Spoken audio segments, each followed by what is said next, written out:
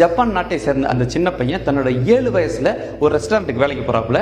10 வயசுல அங்க இருக்கிற சுஷி அப்படிங்கிற ஒரு உணவை இவர் செய்ய கத்துக்கிறாப்புல. அதை பலவிதமாக இவர் முயற்சி பண்ணி வித்தியாசமான விஷயங்கள் எல்லாத்தையுமே அந்த சுஷி அப்படிங்கிற விஷயத்தில் இவர் செஞ்சுட்டு இருக்காரு. தன்னோட வாழ்நாள் பூரா அந்த சுஷி செய்யறதுக்காக மட்டுமே அர்ப்பணிக்கிற மாதிரி அவ்வளோ டெடிக்கேட்டடாக அந்த விஷயங்களை செஞ்சுட்டு இருந்திருக்காரு. சில வருஷங்களுக்கு அப்புறம் அவரே தனியாக ஒரு ரெஸ்டாரண்ட் ஓப்பன் பண்ணிட்டாரு. அது இன்னைக்கு வரைக்கும் ரன் ஆகிட்டு இருக்கு. அந்த ரெஸ்டாரண்ட் ரன் பண்ணிட்டு இருக்க அந்த நபரோட பேரு ஜீரோ ஓனோ. அவரோட வயசு இப்போதைக்கு 99. அந்த ரெஸ்டாரண்ட் ரொம்ப சின்னது. அதிகபட்சம் 10 பேர் மட்டும்தான் அதில் உட்கார முடியும். ஆனால் அந்த 10 பேருமே ரிசர்வ் பண்ணால் மட்டும்தான் அங்கே உட்காந்து சாப்பிட முடியும். ரிசர்வ் பண்ணாத யாருமே அங்கே உட்காந்து சாப்பிட்றதுக்கு அலோடு கிடையாது. ஒரு தடவை ஒரு மல்டி மில்லினியர் வந்து நாங்கள் சாப்பிடணும் அப்படின்னு வந்து கேட்டிருக்காரு. ஆனால் அவர் அங்கே ரிசர்வ் பண்ணலை அப்படிங்கிற காரணத்துக்காக ஜீரோ அவர்கள் அங்கே உட்கார்றதுக்கு அவரை அனுமதிக்கலை. ஆனால் அமெரிக்க முன்னாள் அதிபர் திரு ஒபாமா அவர்கள் மட்டும் ரிசர்வ் பண்ணாமல் சாப்பிட்ருக்காரு. என்ன காரணம்னா அங்க இருக்கிற ஜப்பான் பிரைம் மினிஸ்டர் இவருக்கான இடத்தை அவர் ரிசர்வ் பண்ணி வச்சிருந்திருக்காரு. அங்க சாப்பிட்றதுக்கு ஒரு பிளேட்டோட வேல்யூ என்ன அப்படின்னு கேட்டா $300. நம்ம இந்தியன் ருபீஸ்க்கு ஆல்மோஸ்ட் 25,000 பர் ஃபுட். அதாவது ஒரு பிளேட் அவர் உட்காந்து சாப்பிட்றதுக்கு 25,000 ரூபாய். ஆனா என்ன மெனு அப்படிங்கிறது கூட அங்க கிடையாது. அவர் என்ன செஞ்சு கொடுக்குறாரோ அதை தான் சாப்பிடணும்.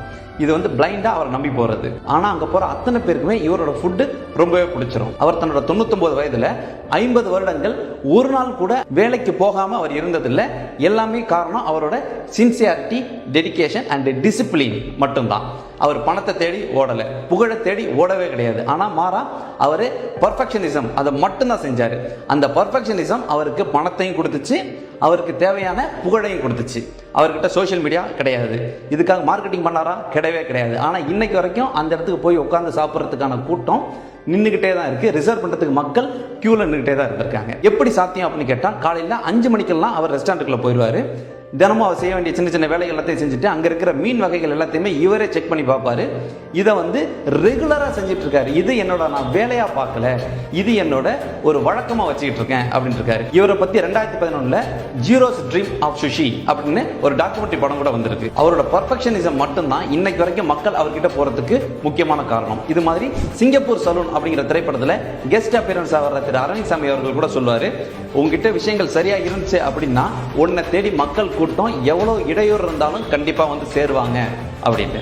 அதே மாதிரி இதுதான் நம்மளோட துறை அப்படிங்கிற மாதிரி நம்ம முடிவு பண்ணி நம்ம உழைக்க ஆரம்பிச்சிட்டோம் அப்படின்னா நமக்கு அதுக்குன்னு பேக்கப் பிளான்ஸ் வச்சுக்க வேண்டிய அவசியம் கிடையாது. கவன சிதறல்கள் எதுவுமே இல்லாம நம்ம போய்கிட்டே இருக்கோம் அப்படின்னா அது எவ்வளவு பெரிய இலக்கா இருந்தாலும் சரி அந்த இலக்கு நம்ம கண்டிப்பா அடைஞ்சே தருவோம். அதை யாராலையும் தடுக்க முடியாது. நீங்க கோடீஸ்வரன் ஆகணும் அப்படிங்கிறதுக்கு ஏதாவது ஐடியா இருக்கா அப்படின்னு தேடாம you need obsession, discipline and insane pride of your work. Cheers.